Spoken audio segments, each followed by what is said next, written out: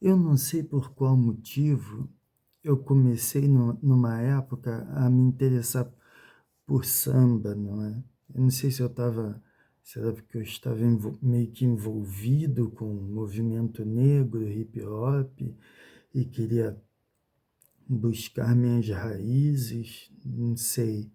Mas aí eu, cada vez que eu ia estudar sobre samba, remetia a alguma coisa do passado, e do passado, da década anterior, ia descendo, ia descendo, ia descendo, até que eu cheguei lá no século XIX do Rio de Janeiro.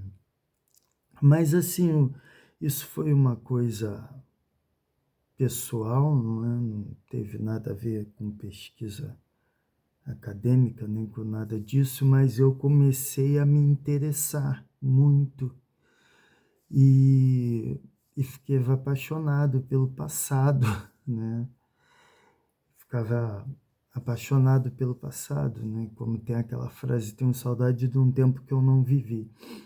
Mas assim, era uma era uma paixão, mas sabendo dos riscos, né? Sabendo de como a vida era difícil e desgraçada naquela época, muito mais que hoje, né?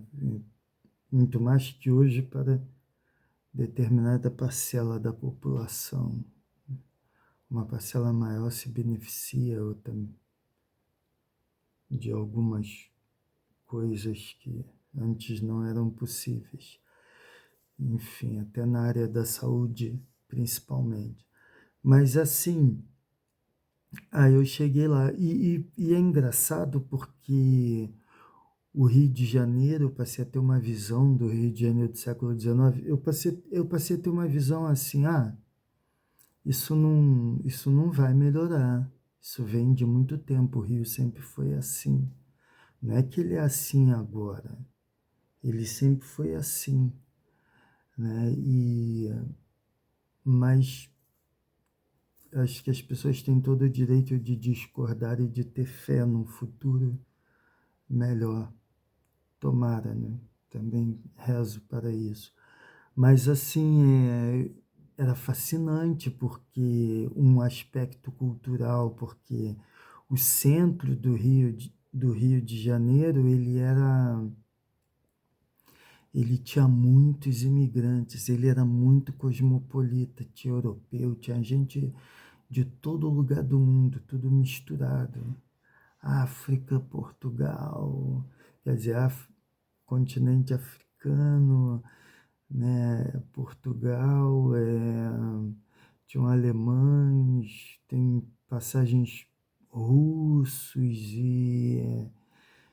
enfim, tinham franceses, chineses, né? Sempre teve tudo isso, mas assim, mas era muito mais cosmopolita do que hoje. Hoje as pessoas visitam, mas não. Mas também não sei por qual motivo isso, isso mudou, né? Tiveram vários ciclos aí de imigração, tiveram vários ciclos, então isso é algo complicado. Mas nesse Rio cosmopolita eu descobri muita coisa assim que eu não sabia, né? Eu descobri que existiam europeus vivendo na miséria, assim, no cortiço, né? Italianos, espanhóis, né? E os negros, sim, mas muita gente sofrendo, né? E participando daquela vida. E, e aí eu fui ler sobre capoeira e alguém falou sobre um livro de um escritor, de um capoeirista branco português de 1888, eu acho, que escreveu sobre a capoeira. Um capoeirista branco português escreveu sobre a capoeira e no livro, inclusive, tem um espanhol e um italiano que jogam capoeira, né?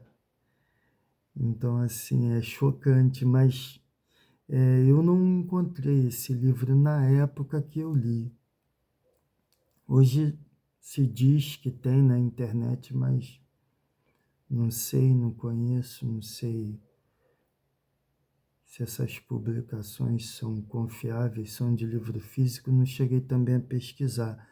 Mas eu li esse livro porque eu fui na à Biblioteca Nacional e passei uma tarde. Não é um livro longo, é curto, né? Mas, assim, ele mostra uma questão muito escondida, mas que também é enriquecedora, né? É enriquecedora, é interessante saber que houve essa mistura. E o fascinante daquela época é isso. Uma parte fascinante do Rio de Janeiro daquela época é essa mistura, né? Embora para visitar muitos não vinham porque tinham doença, mas assim os pobres viajavam, os pobres se viravam, os que podiam ir embora para um lugar melhor, eles iam para um lugar melhor, então mesmo que não fosse para um país melhor, mas que fosse melhor para eles, então é complicado. E nessa pesquisa eu cheguei aí no Plácido de Abreu. Passei por muita gente, passei por João Lima Barreto até, né? Até Lima Barreto, que é um pouco depois, mas passei por João do Rio, passei por um escritor chamado Valentim Magalhães. Eu li um livro, O Rio de Janeiro do Meu Tempo, que é um livro fantástico, que é Luiz Edmundo alguma coisa, que o cara que viveu naquela época escreveu. Então, assim, tem essas coisas na história extraordinárias, né? Então, Plácido de Abreu, Os Capoeiras, é interessante.